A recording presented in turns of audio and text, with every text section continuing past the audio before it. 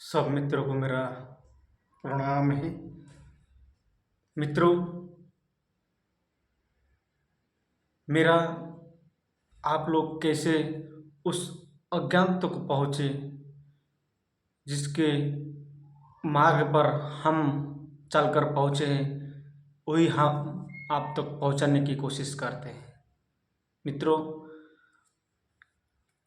ओशो ओशो रजनीश को मानने वाले कभी उस अज्ञान तक नहीं पहुँच पाएंगे। इसके मतलब क्या है? जैसे आज कृष्ण को मानने वाले कृष्ण तक नहीं पहुंच पाए, राम को मानने वाले आज तक राम तक नहीं पहुंच पाए। ऐसे ही अगर आप ओशो को मानते हो तो आप नहीं पहुंच पाओगे, क्योंकि ओशो जो बोलते हैं उसको सुनकर अगर आप अपने जीवन पर उतारोगे तो आप स्वयं ओशो बन जाओगे। जैसे राम को सुनते सुनते आप स्वयं राम बन जाते हो, कृष्ण को सुनते सुनते कृष्ण बन जाते हो। मानने का मतलब क्या होता है? मानने वाला हमेशा झंडा लेके खड़ा होता है, और जो झंडा लेके खड़ा होता है वो कभी धर्म को नहीं जान पाता है। उसका जीवन बस उस झंडा में ही निकल जाता है, किसके विचार पर आधारित करता है। नहीं मेरे मित्रों, मैं जो आपके आपके लिए ही मैं सही मार्ग बताता हूँ, क्योंकि आप मानो मत किसको भी, जानो राम क्या बोल रहे थे, कृष्ण गीता में क्या बोले थे, ओशो ने क्या बोल रहे हैं, किस और इंगित कर रहे हैं, किस और इशारा कर रहे हैं। ओशो पूरा जीवन उनको वो जो उनका प्रवचन में किस और की तरफ इशारा कर रहे हैं, उसको जानो। उसको जान के ओशो के रस को पी के तुम स्वयं ओशो हो जाओ। ओशो कोई व्यक्ति नहीं है, ओशो एक विराट है। जैसे राम विराट है, कृष्ण विराट है, क्योंकि जो उस विराट को प्राप्त कर लेते हैं फिर वो व्यक्ति नहीं रहते हैं, वो स्वयं परमात्मा ही होते हैं। तो मेरी कहना है कि इसको मानो मत, किसके लिए तुम खड़ा मत हो, तुम अपने के लिए खड़ा हो। जो सद्गुरु भगवान कृष्ण हो गए, कबीर साहब हो गए, होशो हो गए, ये सब सद्गुरु ही है। सद्गुरु ईश्वर से भी बड़ा है। जो आप मानने वाले जो ईश्वर है ना, उससे भी बड़ा है ये लोग। आपका मानना बहुत छोटा सा है। मैं क्या देख रहा हूँ, आप किसको भी मान के अपने कांधे में ढोते रहते हो। किसको मानो मत। मेरा कहना है कि सबको सुनो, कौन क्या कह रहा है, किस और इशारा कर रहा है, उसको सुन के अपने जीवन पर उतारो। आप ओशो को मानते हो, सही बात है। कृष्ण को मानते हो, सही बात है। कबीर साहब को मानते हैं, सही बात है। नानक को मानते हो, सही बात है। सबको मानते हो, सही बात है। लेकिन उनका जीवन में वो कैसे परमात्मा को उपलब्ध किए हैं, तुम भी उस मुकाम पर पहुंच जाओ। वो कैसे राम के रस को पी पी के राम हो गए हैं कबीर साहब। ओशो कैसे ओशो के अमृत को पी पी के वो ओशो हो गए। कृष्ण क्या बता रहे हैं अर्जुन को, किसी और इंगित कर रहे हैं, उसको जानो। ये बहुत बड़ी बात है। मैं देख रहा हूँ क्या सब लोग उनका नाम को लेकर चल बसते हैं। नहीं, आप नहीं पहुँच पाओगे। बहुत सरल मार्ग है, बहुत सरल है स्वयं तक जाने की, क्योंकि आप स्वयं परमात्मा हो। अगर ओशो, कृष्ण, राम, अगर ये सब परमात्मा हो सकते तो आप क्यों नहीं हो सकते हो? क्योंकि जितना उनके भीतर बीज था, आपके भीतर उतना ही बीज है। लेकिन वो अपने बीज को खत देकर वो वृक्ष बनाकर फूल बनकर खुशबू हो गई। लेकिन तुम उनको मानते मानते पूरा जीवन व्यर्थ कर रहे हो। सुनो सबको क्या कह रहे हैं। मैं सुनने को नहीं मना कर रहा हूँ, सुनो, सबको सुनो। वो किसी और इंगित कर रहे हैं, उसको सुनते सुनते आप स्वयं खो जाओ। आप भटको मत। मेरा कहना है कि आप भटको मत। भटकने से कुछ नहीं मिलता है। राम, कृष्ण कृष्ण अर्जुन को कुरुक्षेत्र में कितना ज्ञान दिए, बहुत बड़ी ज्ञान दिए हैं, लेकिन आज उस ज्ञान को लोग नहीं ग्रहण करते हैं, उस मार्ग पर नहीं चलते हैं, बस कृष्ण के नाम के झंडा चलाते हैं। राम जीवन भर कितना जीवन को सरल, कितना जीवन कितना मुश्किल ही होकर भी वो उन्होंने सरल से जीना सिखाया दुनिया को। उनका जीवन में जो दुख और सुख कैसे निकला उसको देखो और अपने जीवन में उतारो। तुम राम का मंदिर बनाने से राम नहीं हो जाओगे, तुम राम के मंदिर पे जाने पर राम नहीं हो पाओगे, राम के मार्ग पर चलने पर राम हो जाओगे, कृष्ण के मार्ग पर चलने से कृष्ण हो जाओगे। तुम कृष्ण कृष्ण बोलने से कृष्ण नहीं हो सकते हो, राधा राधा बोलने से राधा नहीं हो सकते हो। राधा तो प्रकृति है, कृष्ण तो विराट है, दोनों एक ही है। मेरी कहना है कि आप कृष्ण जो बताए उस मार्ग पर चलो, ओशो ने जिस मार्ग को बताया उस मार्ग पर चलो, तब आप उस अमृत को, उस आनंद को, उस परम शांति को उपलब्ध कर सकते हो और आपका जीवन बहुत कोमल हो जाएगा, बहुत सरल हो जाएगा। फिर आपके जीवन में दुख नहीं रहेगा, दुख आएगा भी तो आपको दुख नहीं लगेगा, क्योंकि ये जीवन का नियम है। दुख और सुख, मुश्किल आएगा, दुख आएगा, तभी तो सुख को आप जान सकते हो। आप देखो अपना भीतर क्या घट रहा है, आपको कौन चला रहा है, आपके हाथ में क्या लगाम है उस घोड़े का, जिसने कृष्ण ने जो सारथी बनकर जो घोड़े को अपने हाथ में लगाम लिए थे। ऐसे आपका जो इंद्रिय है, आपके मन में जो क्या सवाल हो रहा है उसको देखो, उसको साक्षी बनकर खड़ा होकर देखो, क्या मेरे को कौन चला रहा है, मुझे कौन हैंग कर देता है। तब आप खुद के अंदर जाने की कोशिश करोगे, फिर आप उस सत्य तक पहुंच पाओगे, फिर आप विराट के साथ एकाकार हो जाओगे। भले आपको दुनिया ना जाने, कोई बात नहीं, लेकिन आप खुश होना अंदर से, ये बहुत बड़ी बात है, क्योंकि सब वो विराट का ही है, वो परमात्मा ही हर रोल करता है। कृष्ण में जो परमात्मा है, राम में जो परमात्मा है, ओशो में जो परमात्मा है, कबीर में जो परमात्मा है, नानक में जो परमात्मा है, बुद्ध में जो परमात्मा है, महावीर में जो परमात्मा है, वो सबके भीतर है। बस जो खुद को पहचान लिया है वो विराट हो जाता है, जो नहीं पहचान पाता है वो छिद्र होकर रह जाता है। तो मेरी कहना है कि साधना करो, साधना करोगे, साधना का मतलब कोई कार्य नहीं है, साधना का मतलब खुद के अंदर जो प्रकट हो रहा है विचार का, उस विचार को देखो, क्या है। विचार गलत नहीं है, मन दुश्मन नहीं है, क्योंकि मन ही आपको विराट तक ले जाएगा। जैसे मन आपको पतन की तरफ ले जाता है, आपको वही मन आपको विराट कर ले जाएगा, और मन ही साधना कर रहा है।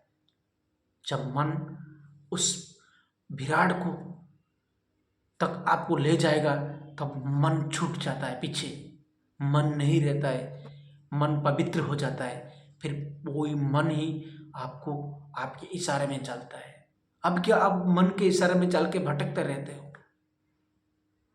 आप मन को देखो, क्या हो रहा है अंदर, क्या निकल रहा है, क्या बोल रहे हो, उसको देखो, उसको सुनो, शांत होके बैठो,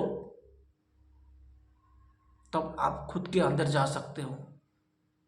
हर दिनचर्या में आप होश में रहने की कोशिश करो, क्योंकि आपका सारा जीवन VOC में चला जा रहा है। जब तक आप VOC में चले जाओगे तब तक आप उस आनंद को नहीं जान पाओगे। मेरे को सबको कहना है, अगर राम बनना है, राम हो जाना है, ओशो हो जाना है। ओशो हो जाने का मतलब क्या है? उस परम आनंद में, उस परम अमृत को पी लेना, उस आनंद में जीना ही परमात्मा है। परमात्मा आपको कहीं नहीं मिलेगा, वो अज्ञान है, क्योंकि आप आज तक स्वयं को नहीं जानते हो। तुम कौन हो? तुम ये शरीर नहीं हो, ये नाम नहीं हो, कुछ भी नहीं हो तुम। जब तुम स्वयं को नहीं जानते हो, उस परमात्मा को कैसे जान सकते हो? तुम्हें तो झूठे नाम खड़ा कर दिया है, झूठे परिचय खड़ा कर दिया है, उसके आधार पर जीते हो, उस आधार पर अहंकार खड़ा होता है। लेकिन आप अंदर जाओ, फिर समर्पण हो जाओगे, उस विराट के सामने हाथ जोड़ दोगे, मैं कुछ भी नहीं हूँ, सब तेरे होने मात्र ही कार्य हो रहा है।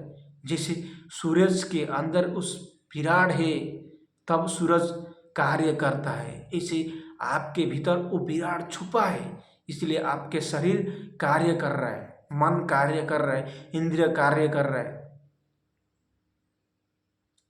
कहीं मंदिर जाने की जरूरत नहीं, कहीं मस्जिद जाने की जरूरत नहीं, आप अकेले बैठ जाओ, स्वयं के भीतर झांक जाओ, क्योंकि आपका शरीर सबसे बड़ा मंदिर है।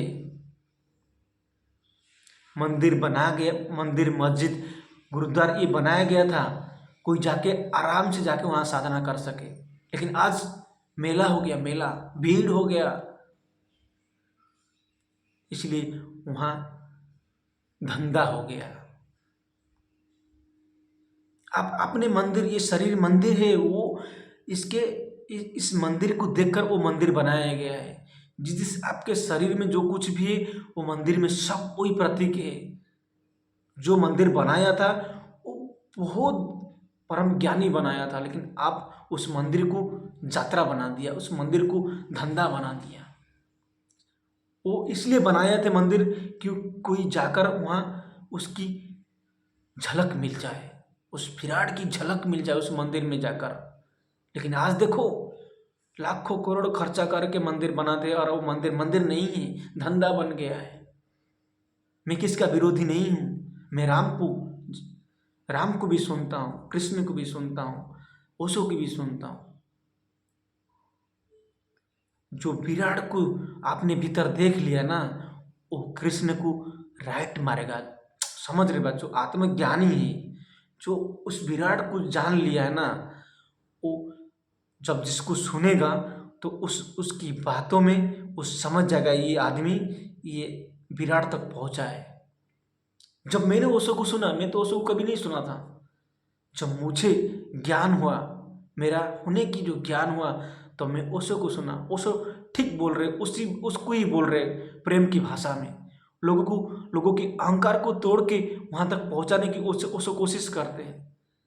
कृष्ण भी अर्जुन का अहंकार को तोड़ के उसका विराट का दर्शन कर रहा था। मैं किसका विरोधी नहीं हूं, सब वो बहुत बड़ा बड़ा परमात्मा को जान पाए थे व्यक्ति, करोड़ों में कोई एक व्यक्ति स्वयं को जान पाता है। तुम भी उस करोड़ में एक बन जाओ। कहाँ घूमते फिरते हो, किसी गुरु के पास जाने की जरूरत नहीं है, आपके भीतर गुरु स्वयं बैठा है। आप क्यों भटक रहे हो, भटकते भटकते अपना जीवन क्यों बर्बाद कर रहे हो? आखिर में आप अपने भीतर ही पाओगे उसको, अपने भीतर ही जानोगे, बाहर कुछ नहीं मिलेगा। इसलिए मेरे मित्रों, सबको सुनो, अपना करो, अपने साधना करो, सुन के अपना अहंकार को वहां खड़ा मत करो। कृष्ण कृष्ण करने से कृष्ण को नहीं पा सकते हो। कृष्ण ने जिस बात को इशारा करके बताया इस विराट को, उसको समझो। कृष्ण भी सद्गुरु है, सद्गुरु ही भगवान है, लेकिन वो भगवान क्या बोल रहे हैं सुनो उनकी बात को, तब उसको समझ पाओगे। कृष्ण की बड़ा बड़ा मंदिर बनाने से कोई कृष्ण नहीं बन सकता है, राम की बड़ा बड़ा मंदिर बनाने से कोई राम नहीं बन सकते, ओशो की बड़ा बड़ा महल बनाने से ओशो नहीं बन सकते हो। अपने भीतर ही ओशो है, अपने भीतर ही राम है, अपने भीतर ही कृष्ण है, उसके नाम ही ओशो है, उसके नाम ही कृष्ण है, उसके नाम ही कबीर है, वो उसका अनंत नाम है।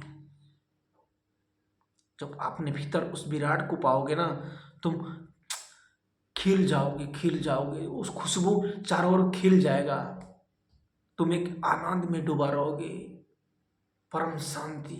मैं चाहता हूँ उस स्वाद को सब लोग मिले, सब इस जीवन को खुशी से गुजारे, कहीं भागने की जरूरत नहीं है, सन्यासी बनने की जरूरत नहीं है, सन्यासी अंदर घटना चाहिए, सब अंदर होना चाहिए। बाहर कुछ नहीं है। ये दाढ़ी मूछ बाल सब छोड़ देने से कोई, ये तो एक हो गया ना, एक यूनिफॉर्म हो गया ना। आपको यूनिफॉर्म बनना है क्या? नहीं, यूनिफॉर्म में कुछ नहीं होता है। आपको तो अपने भीतर डूब जाना है उस परम आनंद में, तभी उस विराट को प्राप्त कर सकते हो। उस विराट में डूब के आप नहीं रहोगे, फिर क्या जन्म क्या मृत्यु क्या कुछ नहीं है। राम के मार्ग पर चलकर राम हो सकते हो, कृष्ण के मार्ग पर चलकर कृष्ण हो सकते हो, ओशो के मार्ग पर चलकर ओशो हो सकते हो। वो विराट है। कितना महत्वपूर्ण बात की है वो लोगों ने, पूरा जीवन उनका आपको समझाने में गया है। लेकिन आप लोग क्या कर रहे हैं? आप लोग तो उनका मंदिर बना के धंधा बना दिया है, उनका मस्जिद बना के धंधा बना दिया है, उनका चर्च बना के धंधा बना दिया है। मेरे मित्रों, थोड़ा सोचो, किसको गलत किसको सही कर बोलने का ये आपका निर्णय नहीं है। आप उस अमृत, जो ओशो की वाणी से जो अमृत मिल रहा है, उस अमृत को ग्रहण करके पी लो। जो कृष्ण ने जो अमृत दे रहे हैं गीता में, उस अमृत को पी के पान करके आप अमृत बन जाओ। आप भटको मत, मेरी यही कामना है कि आप भटको मत सब आनंद में। क्योंकि जो आनंद को मिलकर, आनंद को उपलब्ध होकर जो आनंद में जीते हैं, वो आनंद की ओर ही इशारा करेंगे आपको। क्योंकि आप परमानंद में डूबेंगे तो आपको स्वाद मिलेगा। शब्द, उस विराट को शब्द से नहीं समझा सकता है, उसको विराट के बारे में बताना हो नहीं सकता है, कोई नहीं बता पाया, मैं क्या बता सकता हूँ। वो अज्ञात है, इसलिए तो उसको अज्ञात कहते हैं, उसको परमात्मा कहते हैं। आप भी उसमें डूब के अज्ञात हो जाओ। उसका रहस्य, उस परमात्मा का रहस्य है, वो रहस्यवान है। अगर वो मिल जाएगा आपको कहीं रास्ते में, कहीं रोड पर, कहीं गली पर, तो आपके लिए दो कौड़ी का हो जाएगा। इसलिए आपके भीतर ही वो छुपा है। आपके आंखों से ही वो देख रहे, आपका आंखों से कान से वो सुन रहे, आपका मुंह से ही बोल रहा है, लेकिन आप उसके दिए हुए प्रकृति की जड़ वस्तु में लिप्त होकर उसमें ही फंस जाते हो। मैं मना नहीं कर रहा हूँ, प्रकृति की हर चीज़ को इस्तेमाल करो, बड़े गाड़ी खरीदो, बंगले में रहो, यश करो, मजा करो, मस्ती करो, मैं मना नहीं कर रहा हूँ, किसका विरोधी नहीं। लेकिन अपने भीतर डुबकी मारो, उस प्रलोभन में मत पड़ो, प्रकृति की जो सौंदर्य चीज में मत पड़ो। वो आपको जीने के लिए व्यवस्था बनाया गया है, उस व्यवस्था का फायदा उठाओ। लेकिन आप लोग पकड़ लेते हो उसको, सारा जीवन पकड़ के घूमते रहते हो। मेरा घर है, मेरा परिवार है, मेरा बीवी है, मेरा बच्चा है, मेरा 10 करोड़ है, मेरा 15 करोड़ है। ये तुम्हारा जीवन जीने के लिए व्यवस्था बनाया गया था, लेकिन तुम उसको, व्यवस्था को उपभोग करो और अपने भीतर डुबकी मारो। फिर वो जो व्यवस्था ना, आपको आनंद मिलेगा। तो मेरे मित्रों, सब लोग साधना करो, होश की साधना करो, होश में रहो। क्योंकि जिस मार्ग पर चलकर हमको परमानंद मिला है, आपको वहाँ तक पहुँचाने की हमारा मन का मना है और कुछ भी नहीं। आप लोग कैसे खुशी रहो, जीवन शांत रहो, यही है। हमको कुछ नहीं मिलता, हमको कुछ नहीं चाहिए, जो मिला है बहुत है। सबको प्रणाम है।